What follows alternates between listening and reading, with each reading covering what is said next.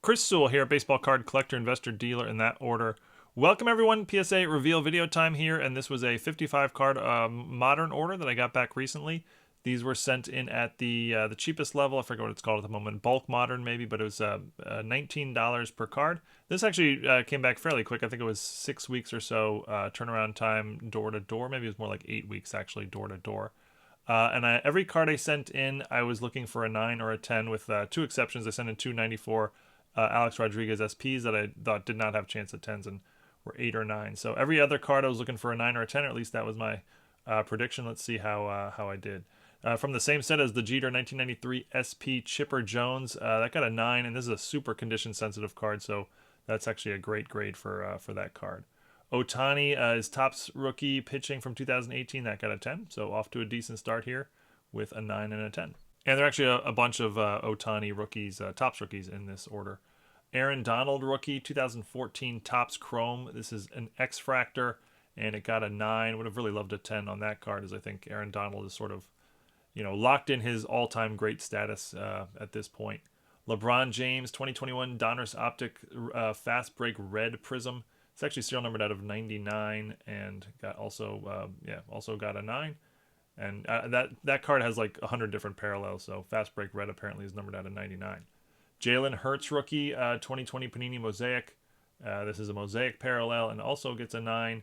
Hurts rookie. So bunch of 9s and 10s. If you've seen recent PSA reveal videos, I generally get a lot more 9s than 10s these days, but that appears to be the case here as well. 1995 Collector's Choice Gold Signature Mark McGwire. This was a 1 per box parallel, the gold signatures.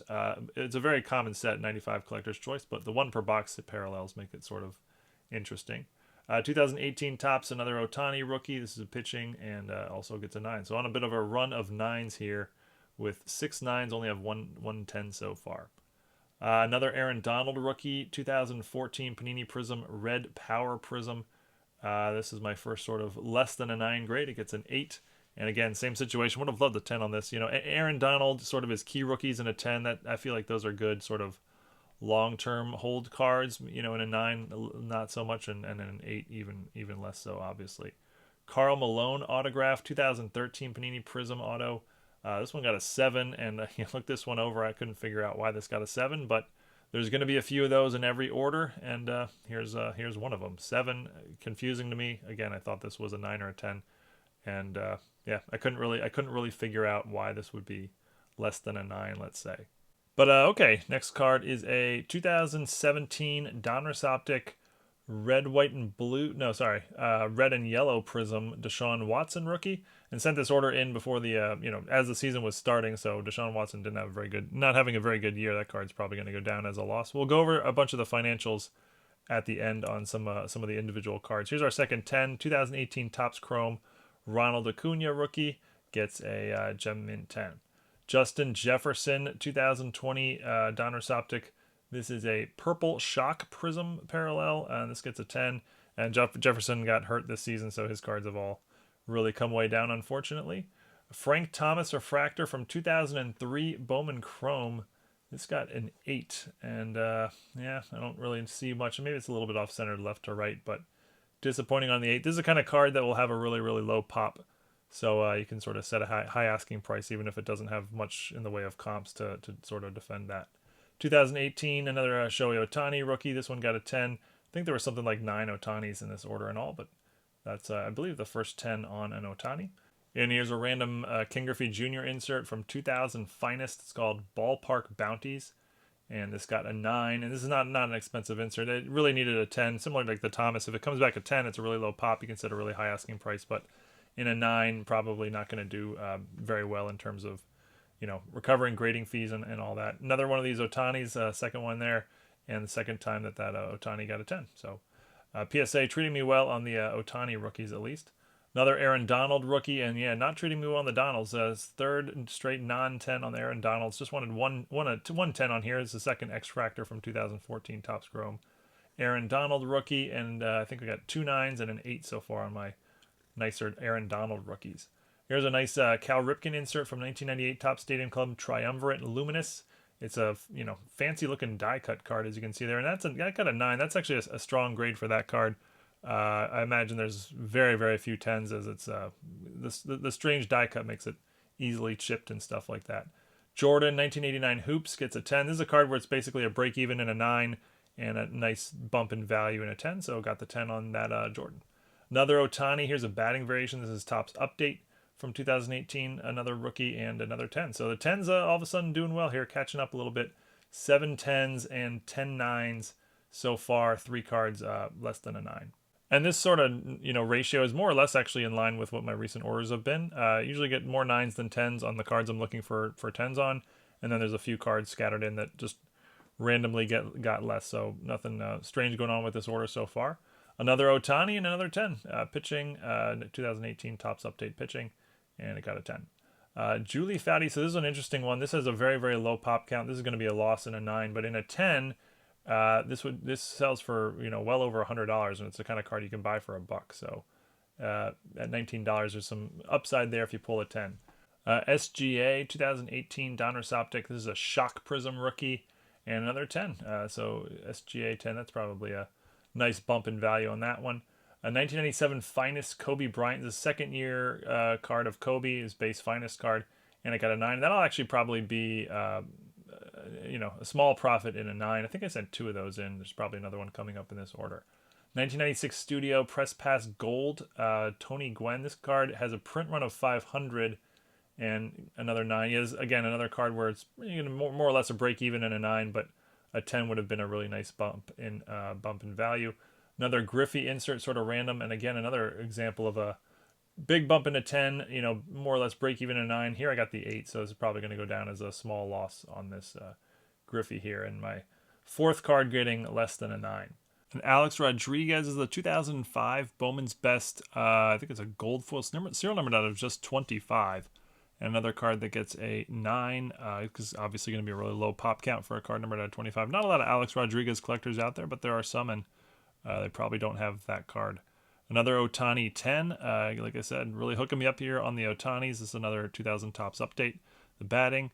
Another Acuna rookie. This one's the refractor. This one got the 9. The base one, if you remember earlier, got the 10. The refractor here gets the 9. Would have much rather had the 10 on the refractor, of course, but that's the way the ball bounces. Another U.S. Women's National Team card from 1994 Upper Deck, and this is like the team card, and it's got an 8, and that's unfortunate. Same thing as the Julie Foudy I'd mentioned earlier. If it's a 10, it's big money. 9, you're kind of like down much, and it's a card you can get for just $1. Here's another Ken Griffey insert that didn't do great at all. 6 on this card, and I looked this one over. The surface sort of has some cracks, but I thought that was like part of the card, because the card has like a wood grain surface to begin with. So I guess that's why I got the 6. But here's another of the team U.S. Women's National Team cards from 1994. This was again got a 9, or no, sorry, last one got an 8. This one got a 9. I was really hoping for a 10 on one of those, because that would have more than covered the cost on all my U.S. Women's National Team cards. Here's a rare Frank Thomas insert, 2000 Pacific Aurora premiere date. This card's a serial number out of just 52 from 2000. But this got a 7, and I mean, another one I'm not really sure what's going on. It is a little bit off-centered, but I don't see much to justify it being that low of a grade, a 7. But yeah. Another Frank Thomas 1992 Donruss Elite. This one got an 8, and actually this one was fair. Has a little tiny bit of chipping on the back along the edges, and yeah, probably should have guessed 8 or 9 on this. I don't think a 10 was ever in play, so 8 is actually fair for this card. This is still a very, very popular one of the sort of the first insert sets. So an 8 is actually not a terrible grade on that card. It's very, very condition sensitive to begin with. 2019 Upper Deck Young Guns Kale Maker rookie. It's a PSA Gem Mint 10. And I don't do a lot with hockey. I don't even know if I pronounced his name right, but yeah, got a 10, and that's nice. And the third national team card gets another 8, and man, I mean, 2 8s and a 9. I thought all 3 of these were 10 contenders. Just one 10 would have more than covered, the cost of everything on all of those cards, so that was a little disappointing. Here's the first of the A-Rods. Remember I said this is the one card. The 2 of these were the cards that had no chance at a 10 going in my opinion. So put 8 or 9. The first one gets an 8. A 9's a big money card, so that's obviously what I was, looking for there. But another hockey 2019 Upper Deck Young Guns. This is an exclusive parallel numbered out of 100 Carter Hart rookie, and this one got a 9. Again, I don't know a whole lot about hockey, But yeah, I researched this card before sending in, and another hockey card I researched before sending in. 2013 Panini Anthology Cracked Ice Prism, Nathan McKinnon rookie, and this one got an 8. And I looked this one over. I couldn't find anything to tell me why it wouldn't be a 10 or I guess a 9. But yeah, it gets an 8. And, that's the case with a lot of modern cards now. You just can't even tell the difference from the naked eye between like an 8 and a 9 and a 10. Todd Helton, 1987 Bowman's Best Refractor. This is sort of not rookie, but I think it would be considered as rookie by today's standards, but he has a 1993 Topps traded. That got a 9. Here's a rare Ken Griffey Jr. insert. 2000 Upper Deck Faces of the Game Silver. It's like a die cut, and it's actually serial numbered out of 100. And it got a mint 9, and obviously would have preferred the 10. But this is a card where the pop count's going to be low enough, and Ken Griffey Jr. was popular enough where there's going to be a lot of collectors wanting this card, and it's a card there's not going to be comps on. There's not going to be other copies of it available for sale. It's a 25-year-old card, serial numbered out of 100. So that's a card you can price really, really high and expect to sell because, like I said, there's going to be Ken Griffey super collectors out there who just really want that card. Another Carter Hart exclusives, again, serial numbered out of 100, and again, a mint 9. Yeah, two of those, and both of them got 9s. Another Ohtani 2018 Topps opening day, sort of a cool image of him at the podium. This has got another 10. So 12 10s so far, but it is skewed by all the Ohtanis that are getting 10s. Another Acuna, a 2018 Topps Chrome rookie, and again, it got a 10. So the two base Acuna Topps Chrome rookies got 10s, and the base refractor, of course, the refractor got a 9.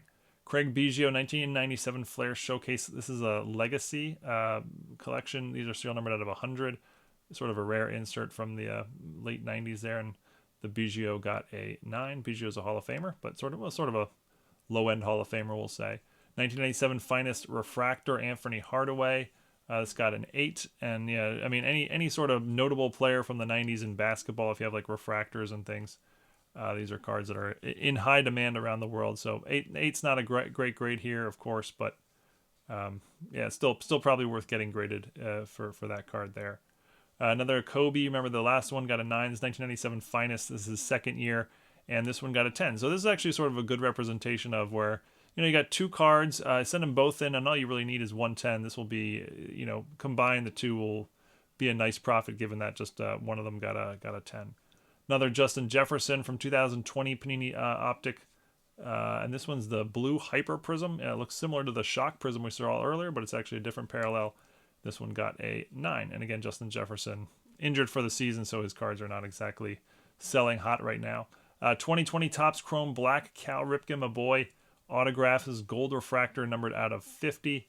And this got a 10. That'll be a nice... it's not a huge boost on a card like that, but still obviously better to have a 10 than something else.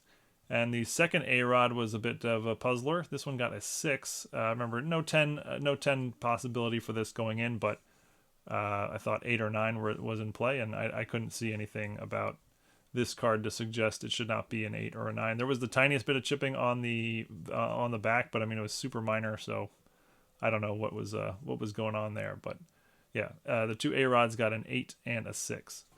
And next up is a Kobe Bryant 2003 SPX, and this is just a base card, but it's sort of an important year. 2003 is LeBron's rookie year, so a lot of people put those sets together, and the card got a 9. Barry Sanders insert from 1998 Topps Chrome Season's Best. This is a refractor, and it got a 9, and is another sort of card where you just really, really want the 10 because it's going to be a really low pop count on a 10. A 9 is probably going to be a small profit. 10 would be a big profit, but got the 9. Similar case here, 1996 Finest Refractor, Gold Refractor, Hideo Nomo, second year card for Nomo, got a 9. Not a stellar career for Nomo, but a very, very popular player for obvious reasons, sort of the first big Japanese star in baseball.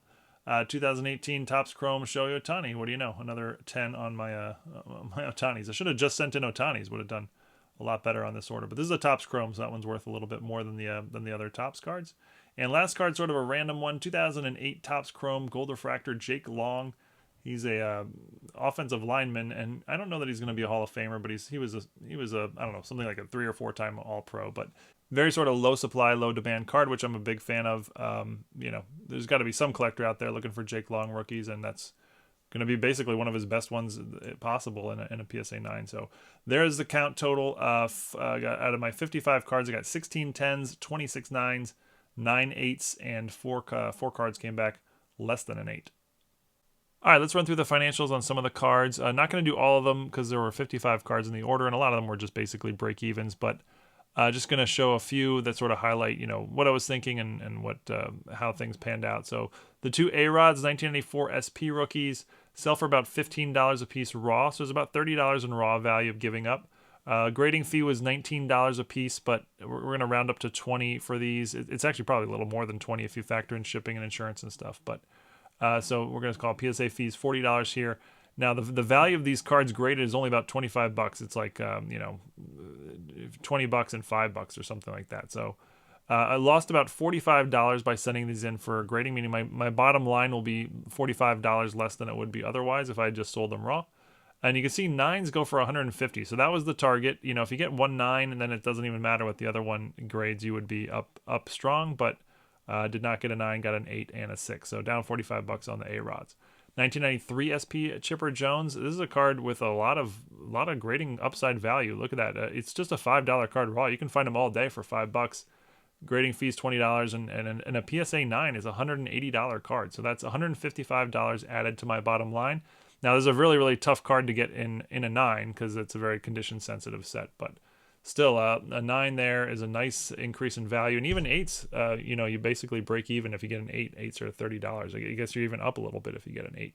This Griffey, which was, remember, a disappointing 6, is about a $5 card raw, and it's about a $5 card graded.